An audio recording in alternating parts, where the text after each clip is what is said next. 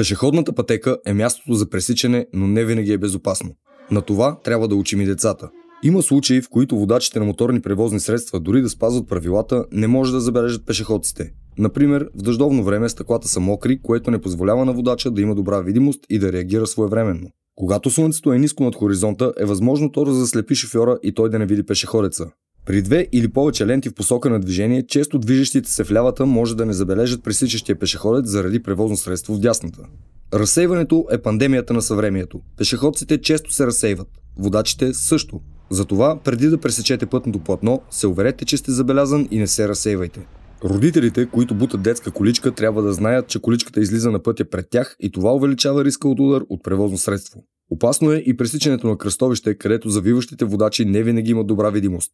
Доказано е, че ако детето започне да играе ролята на възрастен и се учи да се оглежда и да преценява кога е безопасно да се пресече още от 5 годишна възраст, то до 10 годишна възраст вече има изграден навик за безопасно пресичане и отговорност за околните. Когато възрастен нарушава правилата, дори да е безопасно в конкретната ситуация, той дава лош урок на децата. Неговият пример може да бъде последван от дете, което не може да оцени ситуацията на пътя и да рискува безопасността си. Важен е зрителният контакт с водача, за да сте сигурни, че сте видени, когато сте пешеходци. Като такива, никой не бива да подценява опасностите. Бъдете внимателни, защото пешеходната пътека не е щит, а на пътя животът е с предимство.